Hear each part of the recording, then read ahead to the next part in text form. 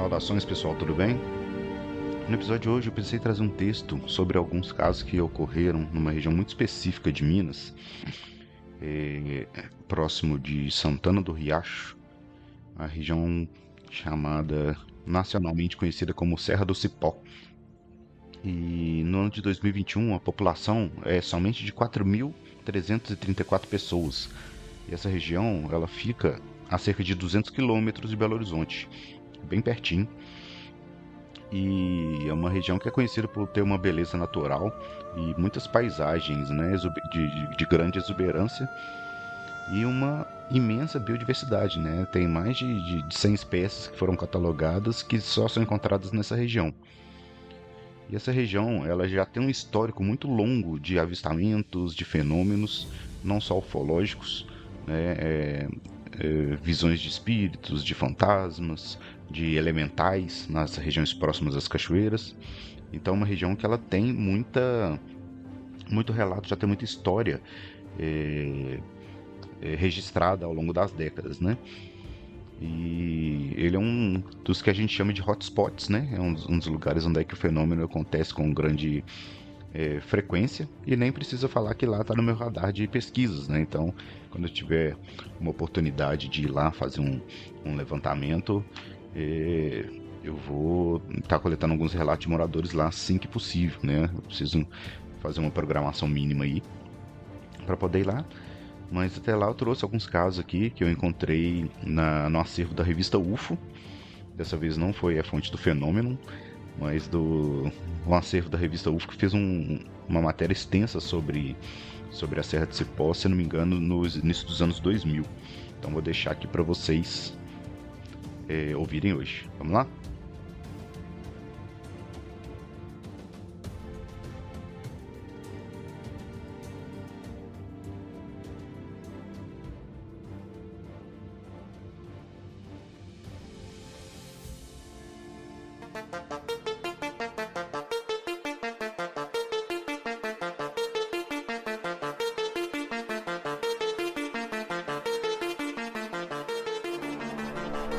Você está ouvindo Projeto Contato Podcast.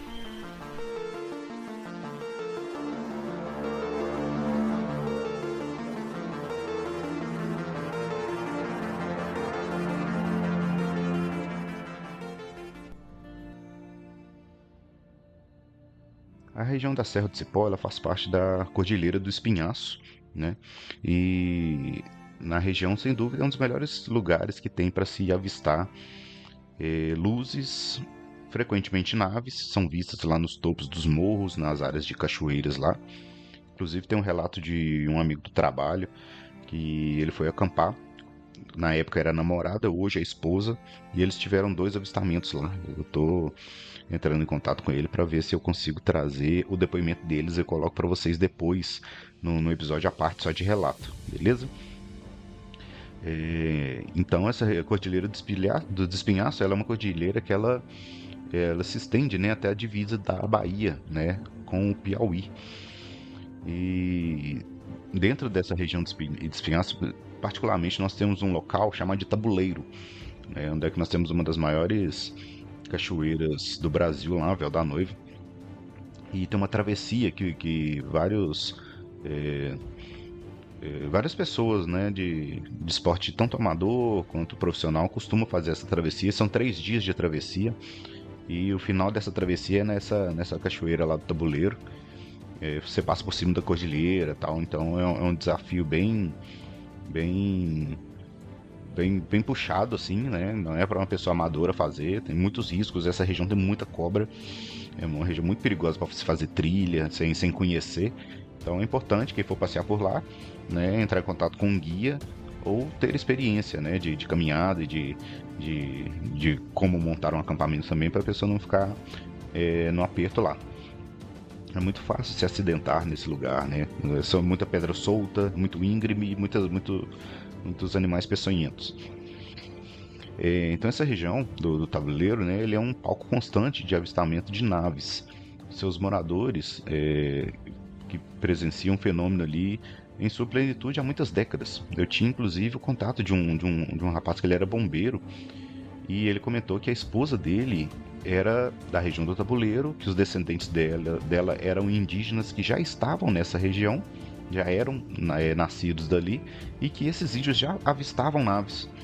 Então já é uma coisa que remonta a pelo menos uma geração anterior à nossa, já tinha relato de avistamento de nave ali na região do Tabuleiro. Então é interessante também que hoje uma região que já está mais urbanizada, né? Todas as casas lá têm TV, antenas, tal. Só que nos anos 90 ainda não tinha, não era essa a realidade lá. A coisa era bem mais erma, né? Um lugar bem mais afastado com muito poucas casas. Então é um lugar propício para o fenômeno se manifestar.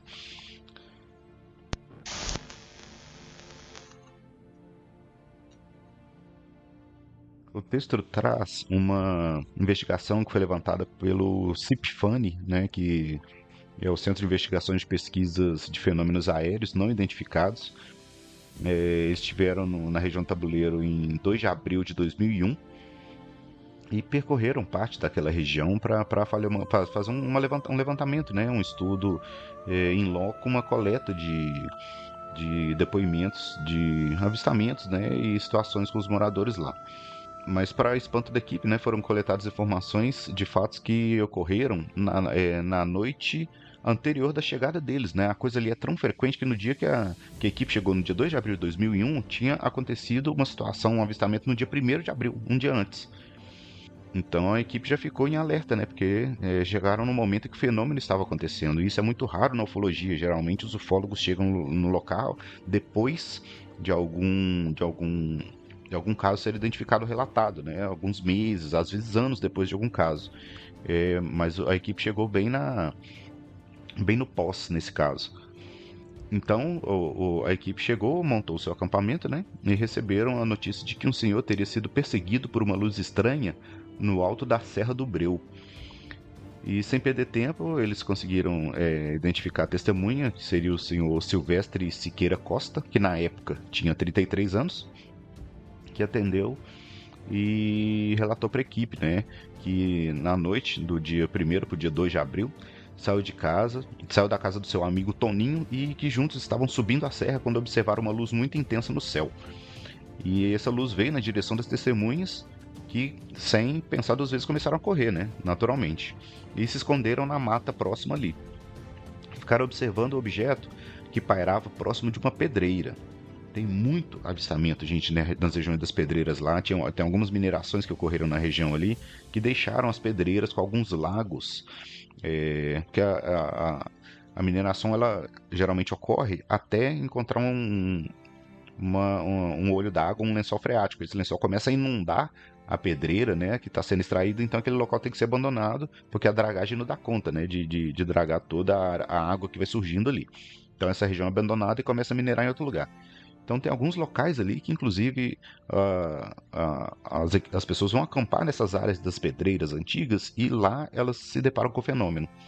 Se eu conseguir o relato do meu amigo no episódio futuro, um dos relatos era num cenário muito parecido com esse. Então logo depois ele começou a se movimentar, descendo pelo leito do rio, e segundo o Silvestre, né, o artefato era muito grande e emitia uma luminosidade amarelada, não produzia som e a luz não gerava calor. E ainda assim se recordou no início do ano, um rapaz foi julgado no chão pelo seu cavalo, que se assustou quando se deparou com um imenso disco, né, uma imensa nave. E o Silvestre cita, né, que não é raro observar luzes estranhas passando pela serra. E mesmo assim, no avistamento do dia 2 de abril, ele se assustou bastante, apesar de já ter visto outras vezes, né? Ele se assustou bastante quando chegou muito próximo dele. Que ele ainda comentou com os ufólogos, não era de hoje que os ETs visitam aquele local. Esse foi o caso do seu Silvestre. Tem um outro caso da senhora Zenita, que aconteceu em 1986. A dona Zenita, ela protagonizou uma experiência também, que ela estava deitada quando viu pelas frestas do telhado uma grande luminosidade passar por cima da sua casa, fazendo com que a casa vibrasse. A luz pousou logo adiante e impedia e logo diante da sua casa, e ela impediu seu marido de ir lá até o local ver o que estava acontecendo, né? Então ela ficou em casa, aguardando a partida do objeto, que depois de algum tempo ele emitiu um zumbido e alçou o voo. E segundo Zenita, ela conta que uma vez um velório, inclusive, foi interrompido por causa de um farolão, né? Igual o pessoal fala no interior, que é esse farol luminoso que dá sobre as casas, sobre os locais de que as pessoas ficam ali agregadas, né? E esse farolão foi um apelido que o pessoal dali deu pro fenômeno. Um outro caso interessante também, ele aconteceu em junho de 98, com o senhor Geraldo Santos. Ele estava acompanhado de mais 3 pessoas voltando da Serra do Ribeirão, por volta das 21 horas, quando uma intensa luz pairou sobre eles. A claridade era tão forte que o seu Geraldo, ele não conseguia ver os outros cavalos dos outros amigos que estavam a poucos metros dele. E mesmo após a partida do objeto, as testemunhas ficaram desorientadas por várias horas. Olha isso. E na pesquisa ali na região, eles também conheceram uma moradora com o nome de Neide da Silva. E a Neide tinha 14 anos e ela explica que no início de 2001, quando ela estava subindo a Serra do Breu também, ela notou uma pequena estrela se movendo no céu e ela inclusive comentou com os parentes. Eu falei, olha gente, tem uma estrela mexendo ali. E continuaram a caminhar sem dar muita atenção. E diz que essa pequena luminosidade começou a aumentar e se aproximar cada vez mais. E ela agradece, né? Ainda bem que a luz não atacou a gente, né? Mas foi só um avistamento de uma aproximação maior, mas sem um desenrolar negativo. Casos de ataque naquela região não são poucos, né? Além das ocorrências ufológicas, nessa região do Tabuleiro, Rio Preto, tem outras regiões próximas também que podem ser associadas a fatos do folclore, né, como a questão do lobisomem, mula sem cabeça. Tem outras lendas que são associadas aos fenômenos que ocorrem ali, que não são especificamente a discos, né, a UFOs.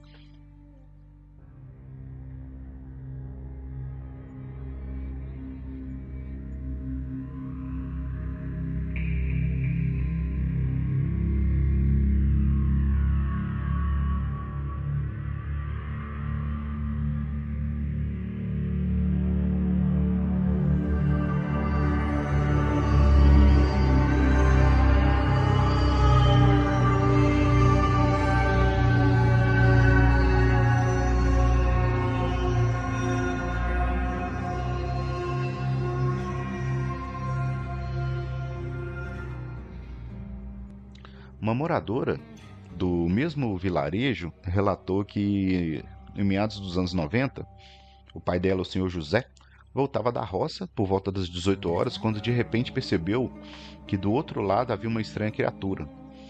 O espanto foi tanto que o José caiu da ponte, machucando a perna. E logo em seguida ele começou a gritar até que o ser foi embora, né, se afastasse. E conforme a descrição do senhor José, esse ser ele era pequeno, preto, com os olhos salientes e avermelhados. Segundo ele, hoje ele tinha visto o capeta em pessoa. José, apesar da perna machucada, correu até sua casa e contou a experiência para os parentes, né? E os ufólogos ficaram pesquisando naquela região e eles conseguiram levantar vários casos de perseguição, né, a moradores ali. Uma característica muito comum que tinha nos relatos eram que todos os moradores estavam de cavalo e previamente o cavalo mudava o comportamento, né? Ficava arredio, ficava mais irritado ali, como se ele tivesse a sensação que tivesse algo anormal acontecendo. Em 1993, um morador do Rio da Serra, que é um vilarejo próximo de Tabuleiro, estava descendo a estrada de acesso quando seu cavalo empacou, parou sem motivo. Então, sem entender o que estava acontecendo, ele tentou fazer com que o animal se mexesse, mas sem sucesso. E nesse momento, numa curva da estrada, apareceu um objeto luminoso que assustou o cavalo e fez com que ele derrubasse o homem, né? Mais uma vez, mais um caso do homem ser derrubado do seu cavalo. Em outro caso parecido, uma família inteira presenciou um fato idêntico, né? Os cavalos ficaram muito agitados e logo em seguida um disco foi avistado. Então é interessante a gente traçar esse paralelo de como que os animais, né, eles sentem ou a vibração ou, né, que tem algo se aproximando e já mudam, né, já travam, já mudam de comportamento.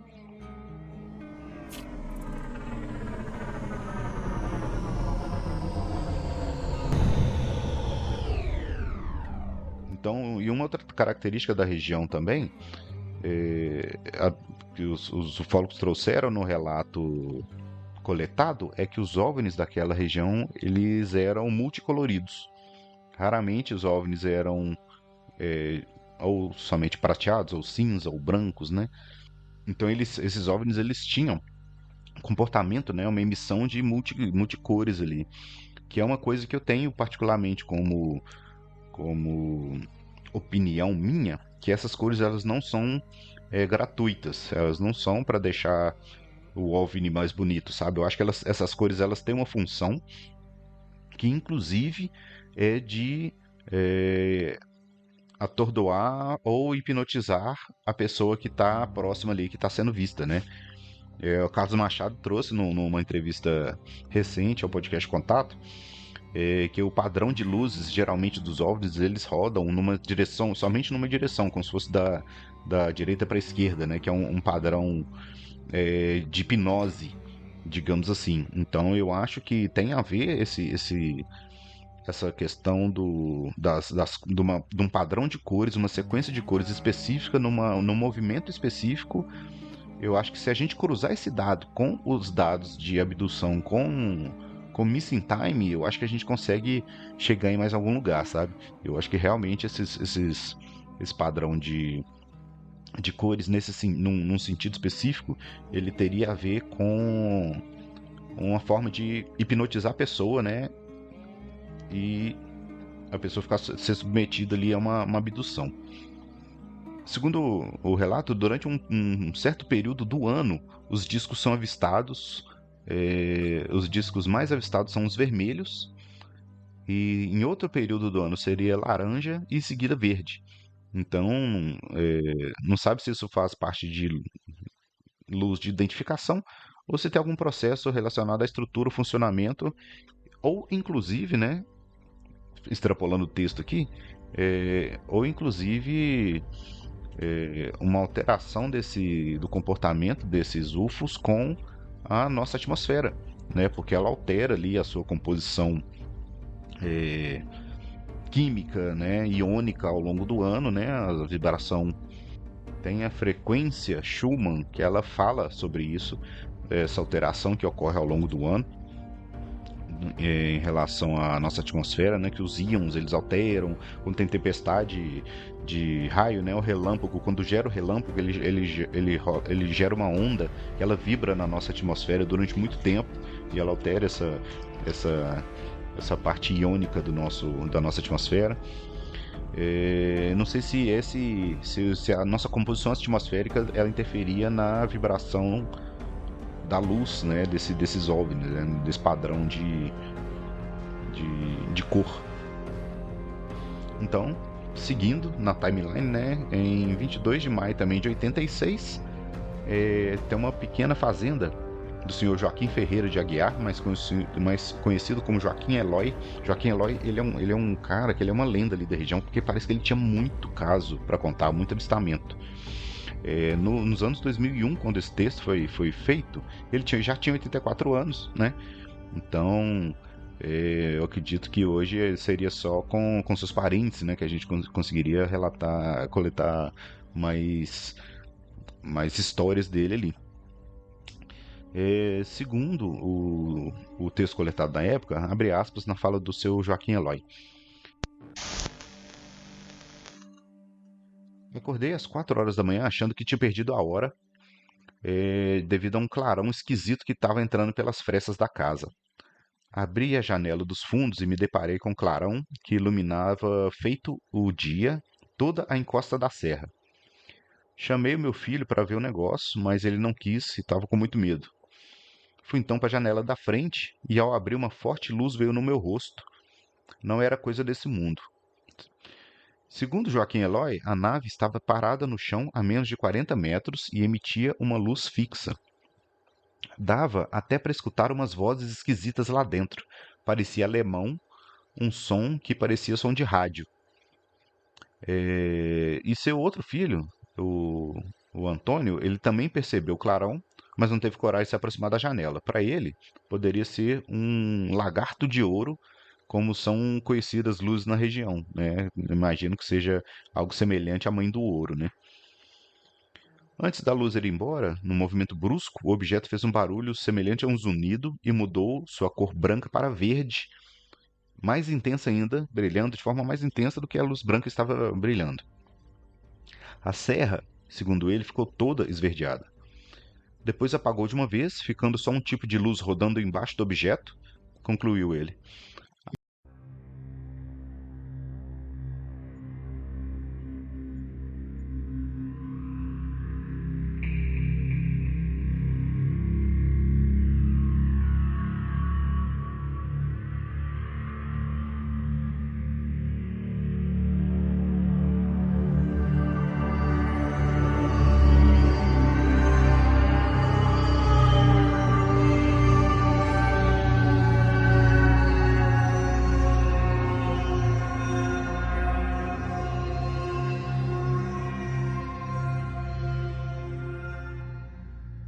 Após partir da fazenda de Joaquim Eloy, o objeto voou em direção ao vilarejo do Tabuleiro.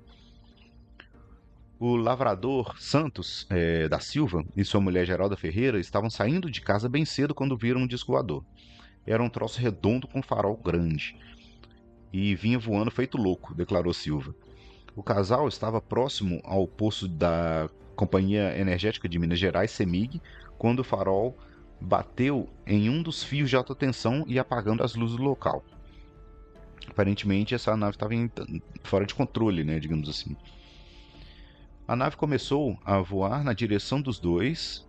Então, apavorados, o Silva pegou a lanterna, achando que isso ia atrair o objeto de alguma forma, mas não adiantou. Saímos correndo até chegar na casa do vizinho, o seu Pedro, e na correria, Geralda cortou o rosto na altura do nariz e o braço esquerdo na cerca de arame farpado que delimitava a sua casa. Mesmo com muito medo, Silva olhou para cima e viu os detalhes do objeto. Quando ele apagava o farol grande, dava para ver uma roda menor bem no meio. Tinha algo escrito nela, parecia número, mas seja o que for, eu não quero ver nunca mais. Os técnicos da CEMIG de Conceição do Mato Dentro alegaram que o cabo de alta tensão foi rompido por morcegos. Olha só que explicação conveniente e ridícula, né?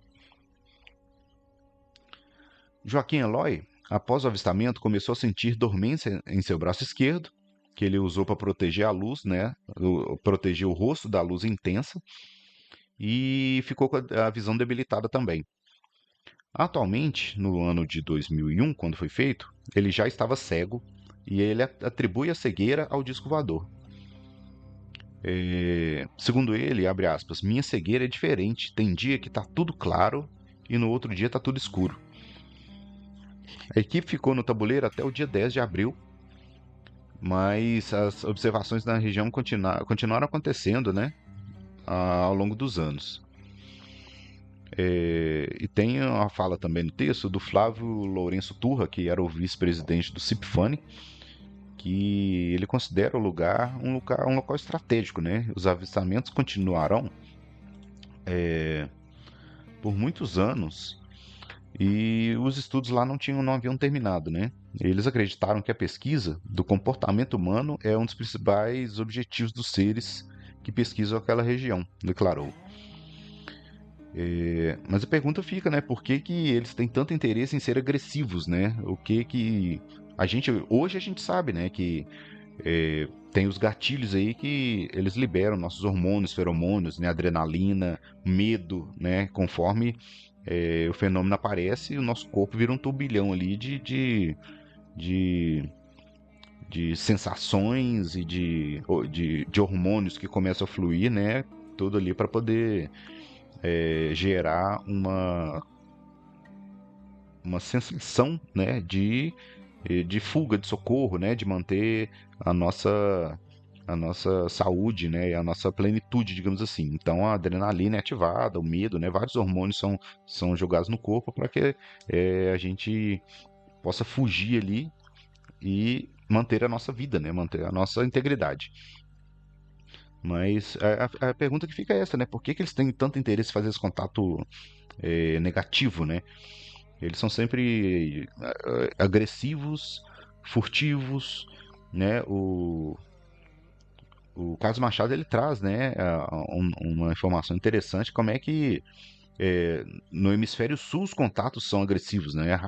Pouquíssimos relatos são pacíficos de ETs que entram em contato para dar algum recado, tal. Mas geralmente eles são truculentos, né? Ao nosso ver, né? Eles são truculentos, são agressivos. Eles atordoam a pessoa ou abduzem, né? E gera aquele missing time. Eu já trouxe vários episódios aqui, vários casos de contatos que não são nada pacíficos, né? Agora, o porquê disso? Sendo que poderiam fazer uma abordagem mais tranquila e direta e menos agressiva, né? Então, essa região ali do Tabuleiro, Rio Preto, né? Os distritos de Conceição, do Mato Dentro, tem um folclore muito grande associado ao fenômeno, né? E tem um histórico de muitos avistamentos, muitas luzes também. No início de junho dos anos 90, um senhor com o nome de José Alves, na época ele tinha 39 anos, ele voltava da roça por volta das 18 horas, quando se aproximou de uma ponte que era feita de eucalipto, e ele começou a atravessar essa ponte. Eu acho que é o terceiro caso, ou o quarto caso aqui, da Serra do Cipó, que era numa ponte, olha que coisa.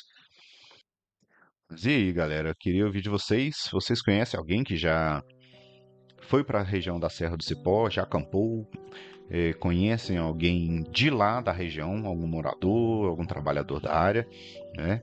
E os relatos são sempre legais, então se alguém tiver algum relato para enviar, eu vou ficar muito feliz de registrar aqui no podcast, né? E mandar para vocês também. Então, queria saber do feedback de vocês. Tenho muito a agradecer pelos comentários, né? Os vídeos estão com uma ótima visualização. As pessoas têm respondido as enquetes, respondido as perguntas que eu deixo no final.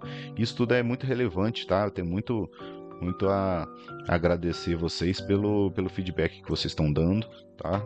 Muito obrigado mesmo. Aqui é feito pra gente mesmo. Queria agradecer a um usuário não registrado do Spotify que fez um comentário no episódio de Atlântida, né, que fala que o tópico é muito fascinante, porém não há nenhum indício, né, que a Dama de Elche seja Atlante. Ela tem característica de outros bustos da arte ibérica pré-romana. Então, muito obrigado, usuário não identificado. Não sei quem é tu, mas agradeço pelo comentário, tá?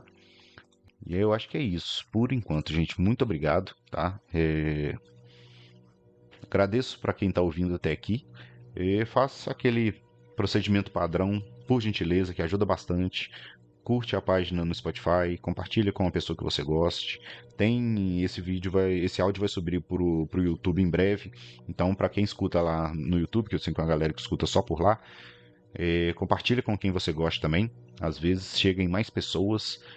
Então, fica aqui o agradecimento, tá? Muito obrigado, galera. E a gente se vê muito em breve. Fiquem com Deus e valeu.